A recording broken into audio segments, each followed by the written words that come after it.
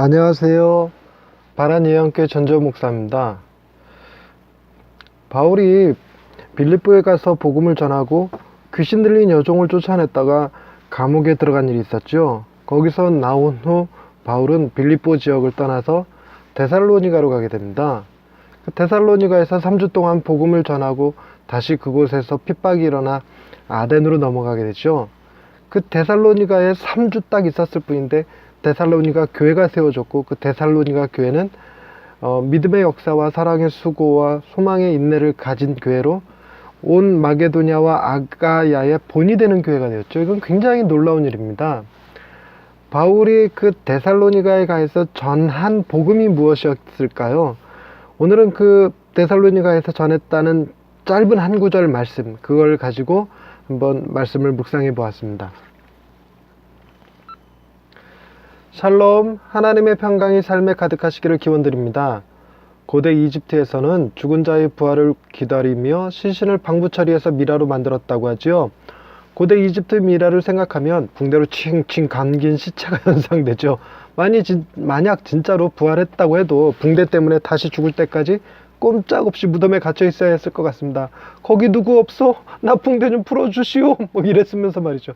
부활은 했는데 무덤이 감옥이 되는 셈이지요. 미라를 만들 때 머리에 있는 뇌를 꺼내는 작업을 했다고 해요. 콧구멍을 이용해서 빼거나 뒤통수에 구멍을 내서 꺼내는 방법을 썼다고 합니다.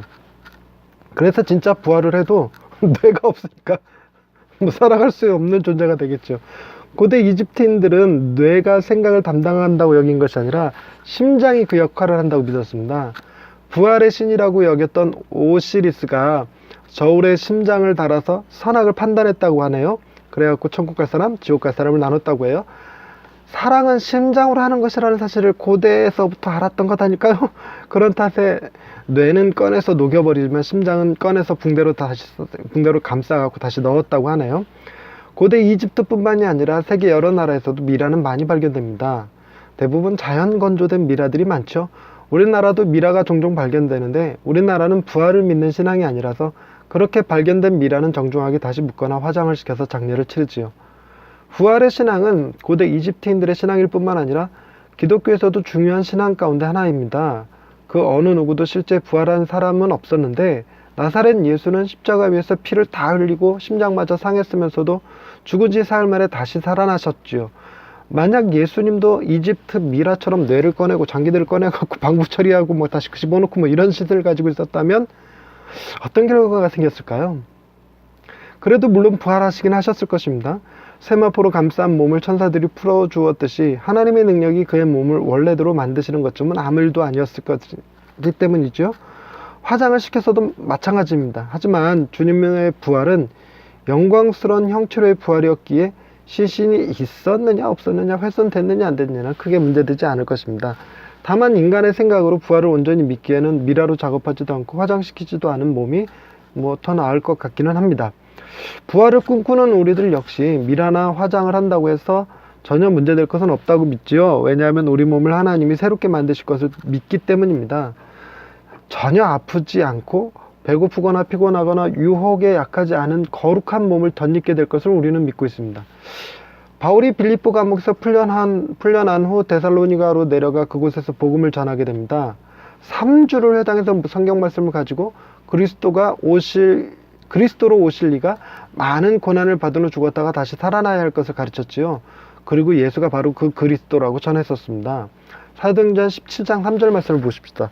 뜻을 풀어 그리스도가 해를 받고 죽은 자 가운데서 다시 살아나야 할 것을 증언하고 이르되 내가 너희에게 전하는 이 예수가 곧 그리스도라 하니 아멘. 신의 아들들이라고 여겼던 황제들은 아무도 부활하지 못했지만 예수님은 부활하실 수 있었습니다. 황제들의 신은 거짓이었던 반면 하나님은 참 신이었던 것이죠. 부활에 대해 뭔가를 기대한다면 우리는 아직까지도 미라로 남아있는 왕들의 신들보다 실제로 부활하여 승천하신 예수님의 아버지 곧 하나님을 믿어야 할 것입니다. 부활은 단순히 몸만 살아난 것을 의미하지 않습니다. 몸은 부활했는데 세상이 여전히 악하다면 우리는 부활의 참된 의미를 맛볼 수 없을 것입니다. 부활은 몸의 부활과 더불어 새 하늘과 새 땅이 존재해야만 합니다. 우리의 부활은 이 땅에서의 부활이 아니라 새로운 하나님 나라에서 부활을 기대하는 것이지요. 주님이 부활하신 것과 승천하신 것을 보면서 고대 이집트인들이 꿈꾸던 부활과 격이 다름을 확실히 느낍니다. 확실히 부활의 능력은 온전한 지혜를 바탕으로 해야 할 듯합니다. 바로 하나님처럼 말이죠. 할렐루야.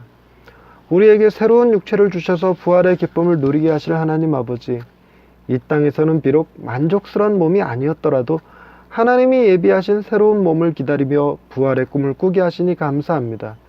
부활이 환상이 아니라 주님께서 보여주신 실제 사건임을 믿습니다. 우리도 부활을 꿈꾸며 하나님 나라에서 새롭게 살아갈 날들을 바라봅니다. 하나님이 예비하신 그 나라에서 완벽한 기쁨과 평강을 누릴 것을 바라보며 이 땅에서도 그 기쁨과 평강을 맛보며 살게 해 주옵소서. 우리를 부활의 영광으로 이끄시는 하나님을 찬양하오며 예수님의 이름으로 기도드립니다. 아멘. 우리가 행하는 많은 일들이 예수 그리스도를 연상케 하는 것들이 꽤 있죠. 발을 씻을 때 제자들의 발을 씻기신 주님, 밥을 먹을 때 오병이요, 세수를 할 때 또 세례식 생각하고, 목욕을 할 때도 마찬가지고, 청소를 할 때 내 죄를 깨끗이 씻기를 바라고. 이건 조금 오버인가요? 이런 것처럼 우리가 날마다 잠들었다가 다시 깨어날 때 부활을 연상하는 거잖아요. 우리가 잠들었다가 깨어나는 것처럼 죽었다가 다시 부활하게 될 것을 우리는 또한 믿습니다. 그래서 죽음이라는 것이 워낙 매일 훈련된 연습의 결과처럼 단순히 잠들었다가 깨는 것 수준으로, 그래서 성경에는 죽은 자들이 잠들었다라고 표현하고 있는 그런 것 아닐까 싶습니다. 어찌됐건 우리가 잠들었다가 깨어날 때는 잠들기 직전에 피곤했던 몸이 아니죠. 아주 개운하고 좋은 몸을 가졌듯이 우리가 죽었다가 다시 살아날 몸은 죽기 전에 몸처럼 연약하고 허약하고 병들고 죄 짓고 이러는 몸이 아니라 거룩하고 영광스러운 몸이 될 것을 믿습니다. 근데 그 영광스러운 몸을 입었는데 죄를 지을 수밖에 없는 세상에 살고 있다면 그것도 문제가 되겠죠. 새하늘과 새 땅에서 하나님께서 예비하신 몸을 가지고 살아갈 날들을 이 땅에서 꿈꾸게 됩니다. 그게 진정한 부활의 꿈이겠죠. 저와 여러분들 모두 그 부활을 꿈꾸면서 더 나은 세상에서 살아갈 날을 기다리며 행복한 하루 되실 수 있기를 바랍니다. 감사합니다.